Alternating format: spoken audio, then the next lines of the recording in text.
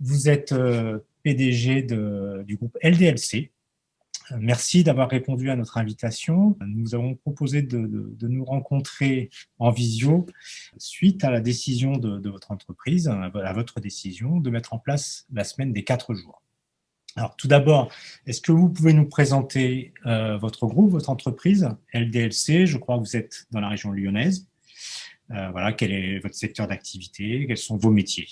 Alors, le groupe LDLC, je l'ai créé il y a 25 ans. C'est un groupe qui est spécialisé essentiellement dans la vente sur Internet, vente de matériel informatique. Aujourd'hui, c'est à peu près 1000 collaborateurs et un chiffre d'affaires qui devrait tourner cette année aux alentours de 700 millions d'euros. La société s'est développée pendant toutes ces années et on a recherché, et ça va être le sujet de la journée, à mettre de plus en plus de bien-être au travail à travers différentes mesures. D'accord. Donc, vous avez combien de collaborateurs, excusez-moi? Aujourd'hui, nous avons 1000 collaborateurs. Et donc, là, vous avez décidé, je crois que la mise en place se fait en ce moment. Donc, pour prendre le sujet, on a mis en place depuis ce lundi la semaine de 4 jours et 32 heures, qui concerne pour le moment les collaborateurs de la maison mère, soit à peu près 800 collaborateurs sur le groupe. Les autres, ça viendra un tout petit peu plus tard. D'accord. Alors, qu'est-ce qui vous a poussé à prendre cette décision et à la mettre en œuvre? Alors, comme je disais, ça fait 3 ans qu'on travaille beaucoup sur le bien-être au travail. On a mis plein de choses en place. On est dans un petit campus qui ressemble à Google, enfin des choses assez standards quelque part pour certains. On a des coachs internes, on a des facilitateurs. J'ai cherché tout ce que je pouvais pour que les salariés se sentent le mieux. On n'a pas d'objectif, on n'a pas de prime. Et je cherchais le petit truc. Et en fait, il y a 1 an et demi, j'ai vu un article sur Microsoft que le Japon avait instauré pendant le mois d'août la semaine de 4 jours. En fait, ils avaient offert le vendredi à leurs salariés et ils avaient eu 40% d'efficacité en plus. Alors, on parle du Japon, on parle de japonais, c'est pas forcément la même mentalité, mais en tout cas, ça a planté la graine dans mon cerveau. Et j'ai commencé à réfléchir à cette semaine de 4 jours.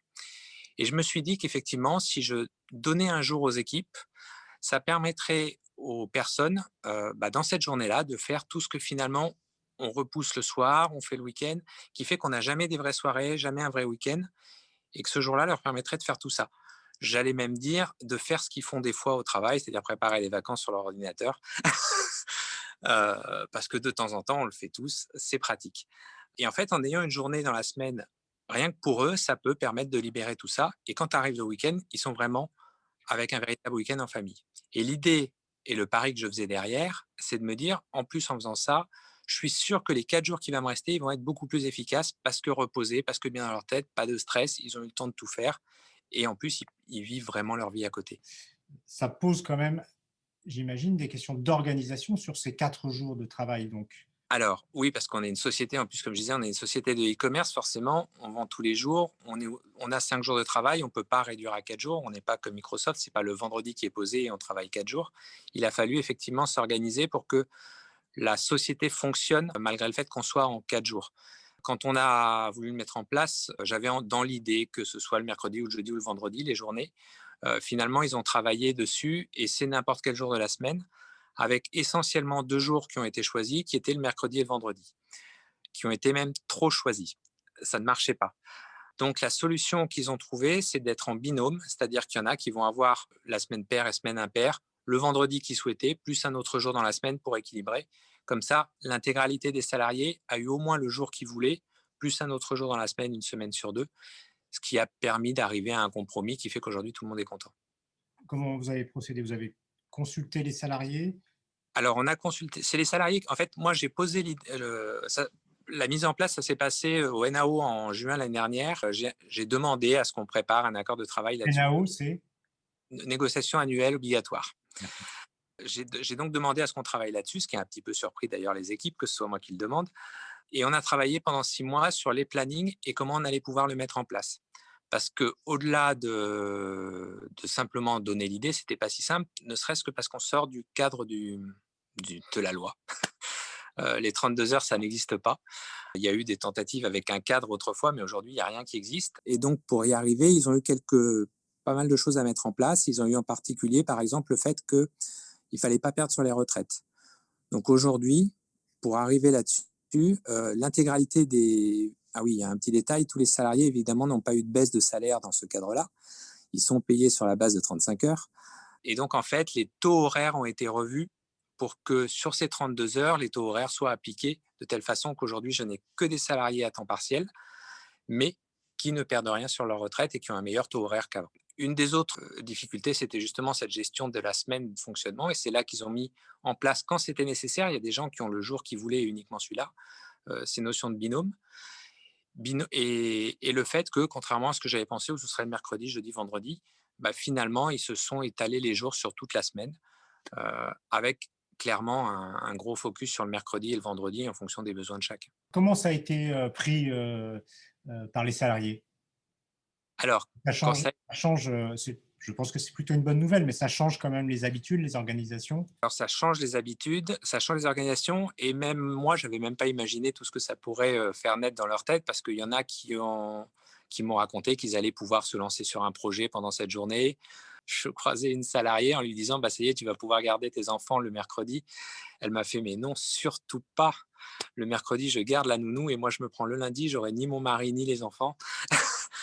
Donc, il y a le côté bulle d'air aussi dans cette journée pour certains. Et puis, il y a ceux qui vont en profiter effectivement pour soit avoir un week-end plus long, soit avoir leur mercredi. Il y a même un effet inverse que je n'avais pas anticipé, mais qui va avec, c'est que les femmes qui étaient aux 80% pour garder leurs enfants le mercredi vont avoir une augmentation de salaire parce qu'elles passent au 100%, parce que du coup, elles vont se retrouver dans une situation normale de 4 jours. Donc, il y a aussi des effets qui vont dans le bon sens des choses quelque part, puisque ça ne crée plus de différence homme-femme liée à la garde des enfants.